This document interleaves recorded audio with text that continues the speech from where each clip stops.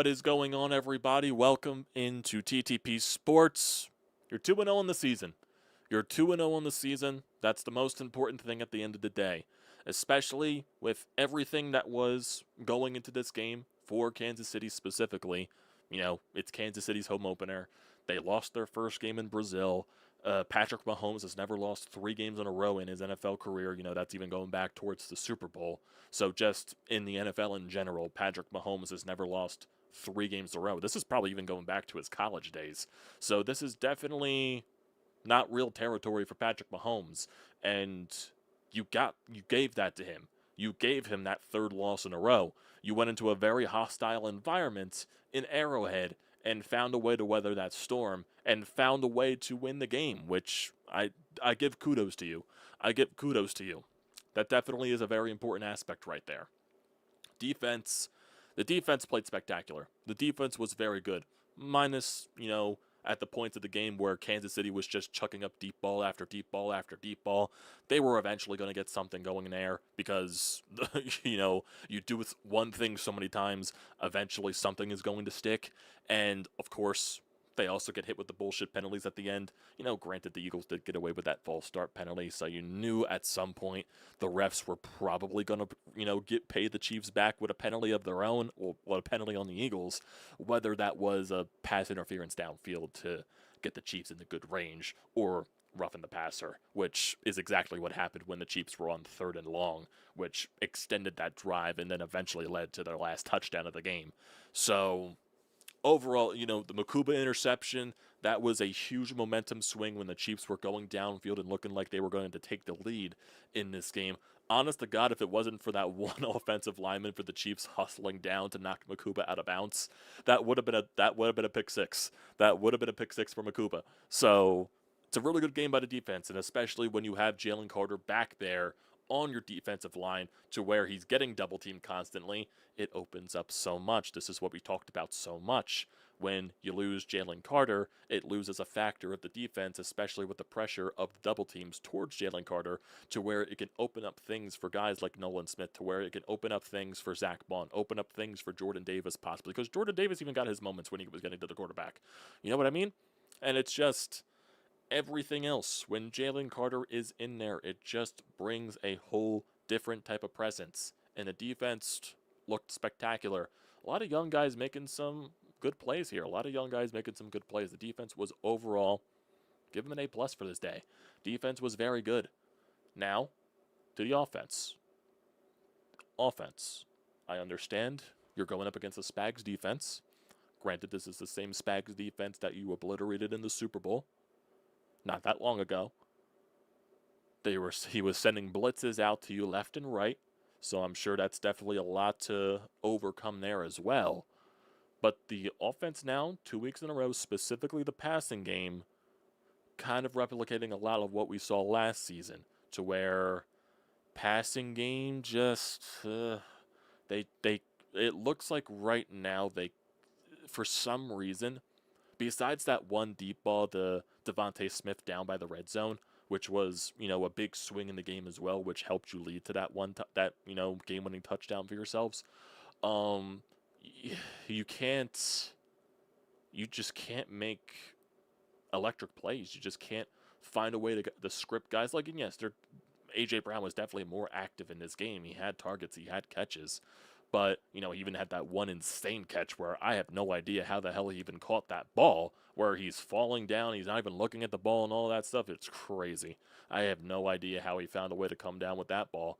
But it just doesn't feel like they're finding ways. And, your job as an offensive coordinator, and for Kevin Patullo's standpoint, I understand this is his 2nd career game play calling in the regular season. But you eventually have to find ways to script your guys open. Are we just going to go with the entire week by week where somehow guys like Devontae Smith and A.J. Brown can't get open? That's completely unheard of. For those guys' talents, it is impossible for those guys to not get open. So sometimes you gotta, and regardless of what the defense is doing, and yeah, I'm sure the defense does play the factor, but there's got to be some plays that you have in that playbook that can script guys like A.J. Brown and Devontae Smith open. And it can't just simply be Dallas Goedert not being there and not being able to play changes the whole passing game, which it shouldn't be in that fact. Honest to God, it should open up more for A.J. Brown and Devontae Smith, but who would I know? What would I know? What would I know? But it's just, it feels like too much, they're playing it too safe, if that makes sense, to where they want to make simple plays, they want to make simple passes. Hell, they were going back to screen plays, and some of them, like, one of those worked. I was even shocked that one of the screen passes to Devontae Smith even worked. But it's just, it doesn't feel like, and now I'm not saying go explosive play, it just, it looks like they're playing it too safe. And I understand, I brought up it's very hard atmosphere to play in an Arrowhead. It was an insane, animosity game for Kansas City. Does not start off 0-2 on the season, especially considering it's their home opener, plus it's a Super Bowl rematch. And all of that stuff in between, I understand that. That definitely is a lot to overcome right there. But I would like to see just the passing game do more. Saquon had himself a solid day at the office. It wasn't anything spectacular, but it was a good day at the office.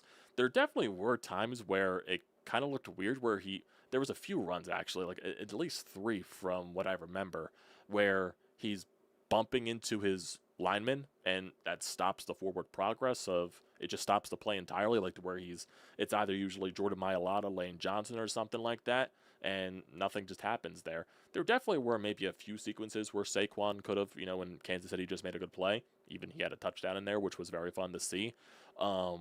So overall, I think Saquon did have a better day at the office than what he did against Dallas. So obviously, I do expect Saquon each week to improve, because Saquon's just too good, and especially behind this offensive line, to, not just, have a big day at the office. And granted, next week you play Los Angeles, the Rams, that is, a team that Saquon torched twice last year in the regular season and in the playoffs. So I'm sure Saquon is definitely going to find a way to break through in that one. But it's really just, it's the passing game. And there definitely were a lot of penalties once again. A lot of just, the Eagles did get away with that false start. They did get away with that false start. Let's be real here. Let's be real here. But there definitely were some mistakes early. And it really just goes to the passing game, because we can't go through this. This is 2 weeks, and you could say, okay, I'm not going to fully panic here, but it definitely is, there is some room for concern on that front. And if you're going through 3 weeks after next week's Los Angeles game, and the passing game is still this ugly, there's got to be major question marks. So, simply you won today because you were the more talented team. The Chiefs have no receivers, and that's basically it.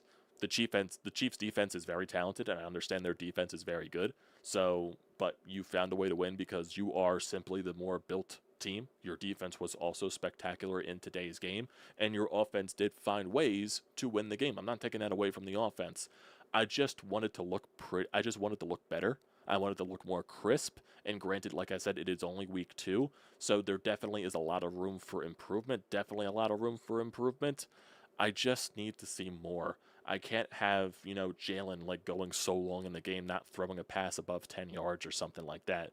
Throwing these short passes and just having one chuck-up bomb deep downfield. And like I'm saying, I'm not saying throw the ball deep constantly. I'm not asking for that. I'm just asking for a little bit of cohesion and consistency with the passing game, because it just doesn't feel like now you're utilizing your top playmakers, and that's a problem. That'll be a problem if that's something that continues, and that would be major question marks on Kevin Patullo if that is the case. So, and there definitely were some times through this game where Jalen Hurts was getting frustrated, and I'm not sure if that was the play calling. I'm not sure if there was a miscommunication in those fronts. So that is something to look out for. And there is something I do want to point out too.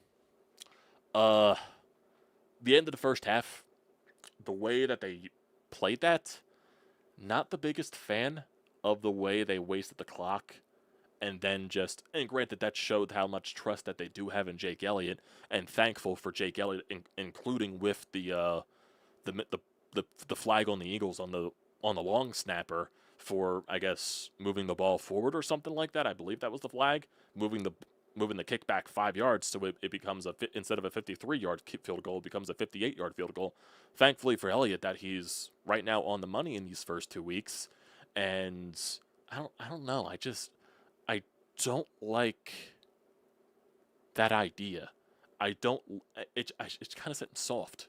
It kind of seems soft right there with the way that they played those final 30 seconds, because there definitely could have been something more that they could have done, in my personal opinion. But it just kind of felt like they gave up on that there.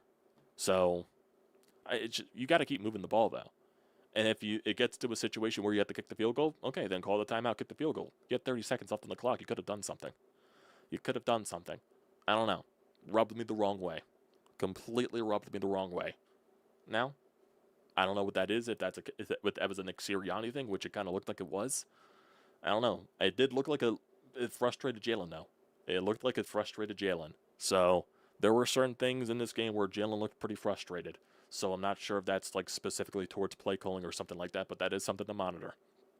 That is something to monitor as we progress right now. But overall,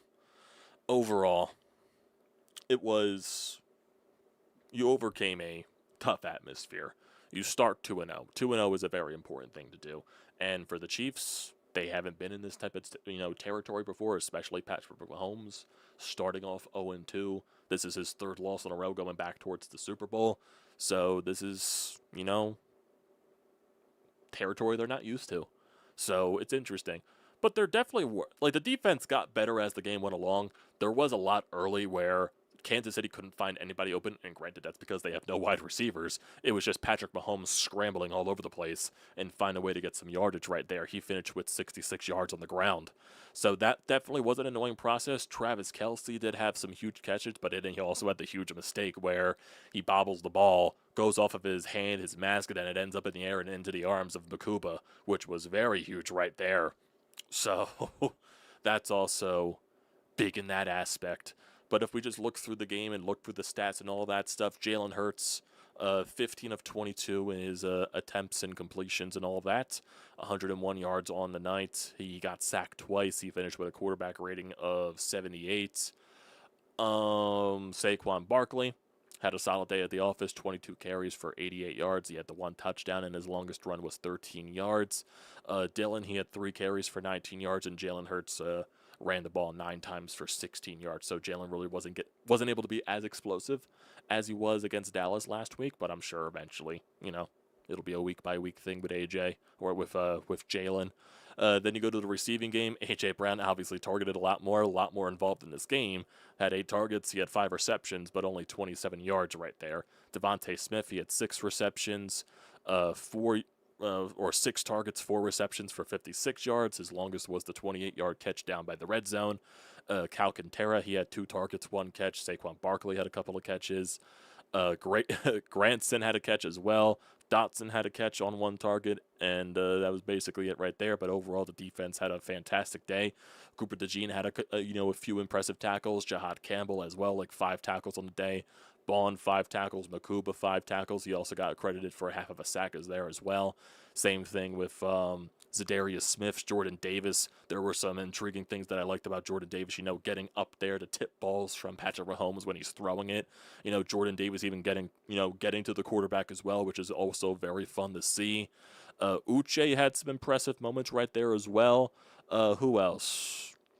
Nolan Smith had some impressive tackles as well. Just overall, Dory Jackson still scares me. And the one deep throw that they were able to make on Kansas City, I think that was more of a missed coverage by Blankenship, because it was Quinyon Mitchell having to come back into the play and try to catch up to, I believe it was, I think it was Thornton.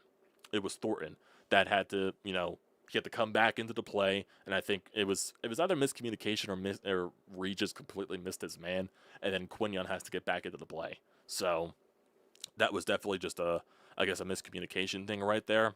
So, like I said, the more times you chuck it deep, eventually you're going to hit, because Kansas City was chucking it deep so many times in that specific series where Patrick Mahomes overthrew his receivers a couple of times, where Adoree Jackson just got fucking decked. I believe it was by DeJean or Blankenship, and someone was wide open downfield, and Patrick Mahomes just completely missed him. Patrick Mahomes just completely missed him. And, there were some certain situations where it was some check downs, and Travis Kelce missed the pass, and there was a little bit of bad throws by Patrick Mahomes as well. So there definitely were some shaky things by the defense, but more times than not, the defense was really good in this game. How about Braden Mann? Braden Mann, very solid punter. I don't know why. I'm very confident when it comes to him punting the ball in good spots. I don't know why. And Jake Elliott, another good day at the office. Longest obviously was from 58. So Jake Elliott looks like he's getting his form from the playoffs where he was very good. So good there on Jake Elliott. Good right there. And just for, I want to see how many penalties were there. Oh, the Eagles only had 6 penalties. I felt like there were a lot more. For some reason. Maybe it was just they feel like a lot more when they come at certain situations in the game, especially the rough the passer call. I believe it was on, what was it, on Jahad Campbell or something like that, or what? I believe it was on Jahad Campbell, the rough the passer. That definitely was 100% a makeup call. You could definitely argue both sides. But it's the Chiefs. They're going to get that makeup call, especially for the missed false start on the Eagles on the tush push. So, like I said, it was going to be roughing the passer, or it was going to be a PI downfield. That was going to be the makeup call for the Chiefs. Insane. But it's really just going back to this passing game. It just needs to be better. It does. And like I said, it's only been 2 weeks. And in the circumstances that you are going into Arrowhead, it's a very tough atmosphere to play in, and you did find a way to overcome that storm. I just want the passing game to look better. Like, you can't go 3 weeks in a row where A.J. Brown and Devontae Smith just can't get open. That's just unheard of. That is just completely unheard of. So it's up to the offensive coordinator to find a way to script plays for them open. And granted, A.J. Brown, there will be plays where they're open. But it just feels like for a big play, it's not there. Like, where are the constant slant routes to A.J. Brown? Granted, I know Devontae is a deep threat, and you got that one deep ball, the 28-yarder. But it just doesn't look pretty. It doesn't look fully crisp. It just looks like it's either they're working out kinks of it being a new offensive coordinator, obviously being the first time he's a play-calling guy, and maybe this is something that we should have expected. But... And then, if it keeps continuing looking like that, you're definitely going to have to have questions about, like, why don't you just go with an experienced guy instead of an inexperienced guy? You know what I mean? That there's going to be questions about that all week, 100%. There's people even having questions about that during the game. And granted, I'm not going into that deep route of panicking, but I definitely will have questions about that, to where if this continues to progress, you will have to start having those questions and having those conversations about, okay, is it just to the fact that we keep hiring these inexperienced guys after our previous offensive coordinator leaves for another job, and we just keep promoting these guys within house, and for some reason there's a pattern for these guys not working? And you're going to have those. You definitely are, because it happened with Brian Johnson, and I'm not saying Kevin Batula is going to be that guy yet, but right now, just not pretty. I just don't like the way it looks. And maybe it does. Maybe as the season goes along, maybe it does get a lot better. And maybe you see a more fleshed out passing game. But it just feels like a lot of it's predictable at the same time. Because, granted, I'm not a person that looks at all 22 film. I don't deep dive like that. My knowledge is nowhere close to that, to be doing some of the things that some other Eagles and football people do with the all 22 footage. I just don't. I can't do that. Granted, people are going to be nitpicking more than to see, like, where plays were, if there were plays for A.J. Brown that were to be had. Same thing with Devontae Smith and all that stuff. And the way that they dissect the plays and just go through the routes and all that stuff, and the way, if Jalen Hurts is playing under center or in shotgun or something like that, or, the way that the ball's being snapped or anything, I don't do that. That's for those people to do. But, still doesn't look pretty. Still doesn't look clear and cohesive, I guess you can say. There's got to be that cohesion. And right now, it just doesn't look like that's the case. And maybe it does work itself out as the weeks go along. But right now, I'm just seeing patterns. And there's definitely were some of those issues that were last season, where the passing game definitely wasn't where it needed to be. Now, granted, they stepped up when they needed to in the playoffs, especially in the Super Bowl. But you can't go through a whole season like this with the passing game, because Saquon's not going to have a 2,000 rushing yard season. They're trying not to make him do that again, just for the sake of his health and for his body not breaking down. So you need your passing game to step up eventually. So, week 3, at home, against Los Angeles, you need to step up. Passing game needs to step up. I need to see something more from the passing game as the weeks go along, because it just can't keep looking like this. And I understand you went up against a strong defense in Kansas City, but realistically, Dallas, they got fucking torched by Russell Wilson today. So, gotta be better. Gotta be better. And that's just what I'm pointing it out to be. That's just it. We do have a voicemail here on the Anytime Hotline. Might as well get to that. It is from Sean. So, let's do that. Let's go out to see what Sean has to say about today's game. Just find a way. That's what championship teams do, especially in a hostile environment like that. I mean, that's a gut check win for the Eagles. Now, let's face reality here. You come out of this with as many questions as answers, especially on the defensive or offensive side of the ball, but you got the win. Hell of a gut check by the defense, even though they collapsed at the end. Offensively, look, I mean, you're wasting the talent that you have. Mr. Patullo better come up with a better game plan next week. You have A.J. Brown, you have Devontae Smith. Hopefully you get Goddard back, Barkley, etc., and you're barely throwing for over 100 yards. That just can't happen. So the fact that you won this game in Arrowhead with as anemic of an offense as you had, that's a hell of a job by the Eagles. Yeah, I definitely would agree with that. It's, that definitely is the right point. The fact that you were able to win with as bad as the way your offense was, that also just proves how good your defense was. And it can also say to Kansas City's offense, because granted they don't have weapons either. But I'm not going to take anything away from that from the defense, because Patrick Mahomes most of the time finds a way, and you beat him. You beat him. So, defense was huge. Mukuba interception, huge. Sacks, huge. Stops, huge. Penalties, maybe bullshit, but the miscommunication on blanket chips and that deep throw. Ugh. But, yeah, the defense, you're going to have a lot of questions about it, and people are going to be right. I think it's warranted to question it at this point, right now. I wouldn't say full-fledged panic. That's not what I'm trying to progress or trying to state out there. But I think 2 weeks into the season, it's worthy of a discussion.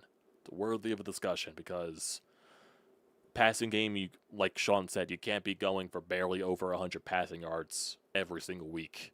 That just can't be the case. You have too much talent in that receiving core to not have breakout games from those guys. It just can't be like that every single week. So, I don't know. And it's going to reflect poorly on Jalen, too, because all the Jalen haters out there like, oh, look at these numbers. This is the guy that you say is the top quarterback in the league. Jalen can't do much when his receivers aren't getting open.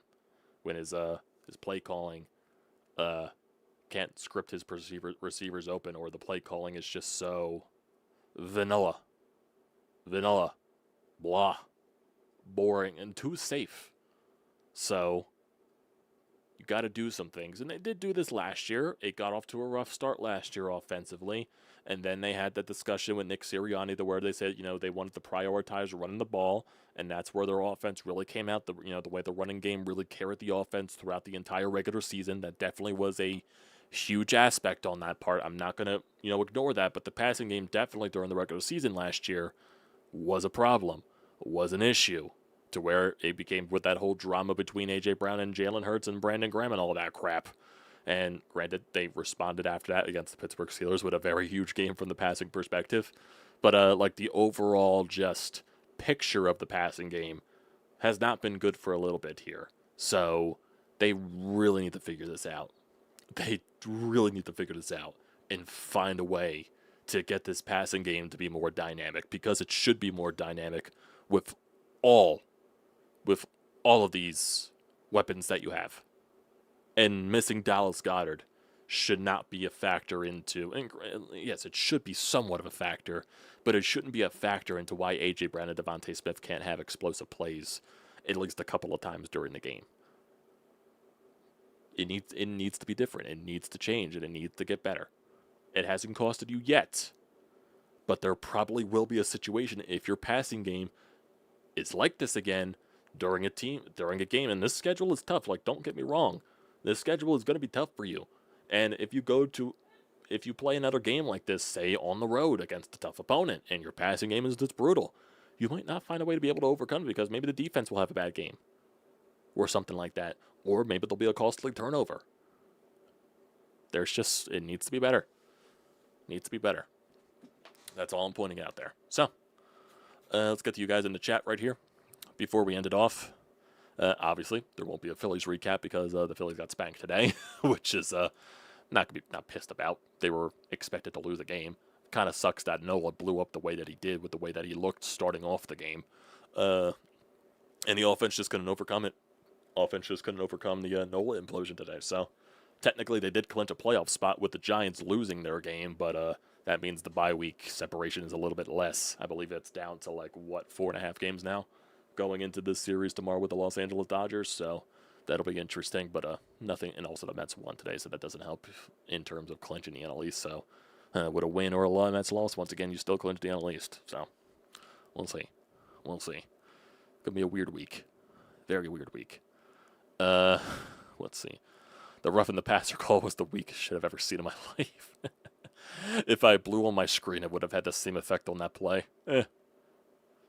Still starting off slow, but Eagles got the winning plays. Yeah.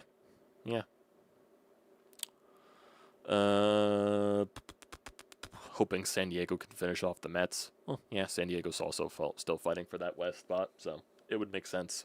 San Diego could play the Mets tough. Kevin Patullo might be worse than Brian Johnson. People are saying let's give him a chemistry up, but geez, there is no way that the receivers could not get open for the majority of the game. Yeah, there's a right to have questions about that. There just is. Kelsey is cooked. His priorities are obviously not on the gridiron. Tyler Steen is a grown man. But running on 3rd and long pissed me off. Yeah, they do that for some reason. I don't know why. They like to run on 3rd and long. They really like to. As long as we keep winning while Patullo figures out how to get the guys open, the receivers, I'm okay with it. That was one of the hardest games on the schedule, so being able to win while still unrefined offensively is not ringing alarm bells for me. Well, yeah, you're right to think about that, but I'm just going to over a whole season of this. And granted, Patullo wasn't the game caller last year. It was Kellen Moore. It's just that, okay, right now there's similarities with last year's passing game to this year's passing game. Now, granted, last year's passing game might be better, and that's saying something. It just doesn't look pretty. Jalen did not seem happy with the sideline several times. Just needs more time in the oven.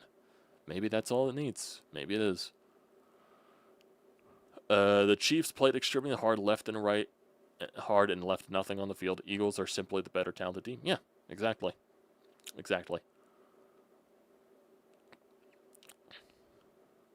Oh yeah, keep trying to move the ball. I don't like the way that they handled that situation at the end of the half. I really don't. Catching and trying to return a punt inside the 5-yard line wasn't especially smart on special teams either. I didn't. Oh, here's the thing that really annoyed me. And granted, this was my fault too. So this is all, like I'm saying, I'm prefacing it here that it was my fault. So granted, the Giants and Cowboys game was before this game, and of course, those teams going back and forth had to go into overtime. And as the time was inching closer towards the Eagles, okay, you know, eventually Fox switches over when your local team's playing. So I thought that was going to happen. And granted, I switched to Fubo TV. I was like, oh, God, is this a Fubo TV problem? Or is it something to do with Fox for some reason not switching over? Is anybody else having this problem?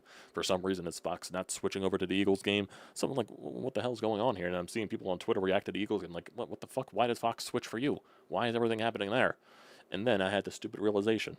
I had the brain fart. I had the, oh shit, I'm a jackass. I had my VPN on, and the VPN was centered towards New York. That's why I wasn't switching over to the Eagles game, because I was in New York City, and of course the Giants were playing at that point. Of course it wasn't going to fucking switch over to the Eagles. So, I'm the jackass. I'm the jackass right there. Oh man, I was like, what the fuck is going on here? Why aren't you switching over? And I'm like, wait a minute, is my VPN on? And of course, because for some reason Philadelphia is not a location on the VPN, New York's the closest. I'm like, oh Jesus, oh God. I felt like a jackass in that moment. But I'll blame Fox. We always blame the big corporations. Jalen took that rough hit because Jalen took a really big hit there, where it was like, once again, them blitzing, and Jalen having to scramble to get out of there, and he just like got fucking decked, like clothesline and all that crap. I'm like, what the fuck is going on here? Just didn't look pretty at all. Wish Ivan Fedotov a good luck. I mean, of course, people are going to make that joke. Oh, look, Flyers are trading a Russian goalie to Columbus. Oh God, he's going to turn into another Bobrovsky. No, he's not. And then people try to point out, oh, this is maybe they're signed to try to sign. They're going to sign Carter Hart. No, they're not. They wouldn't have signed Dan Vladar if they were going to plan to sign Carter Hart. That just wasn't going to be the case. It just wasn't going to be the case.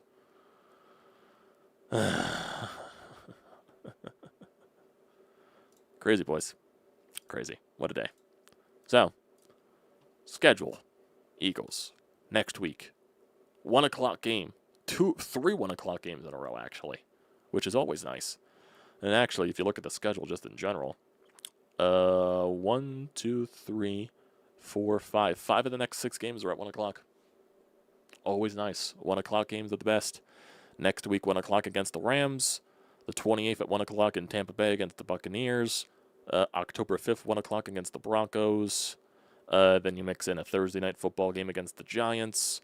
October 19th on the road at 1 o'clock against the Vikings. October 26th, 1 o'clock against the Giants. And then after that is your bye week. And then you get to the stretch where it's the Packers, the Lions, and all that crap. So, interesting. So, I think that'll do it for tonight, everybody.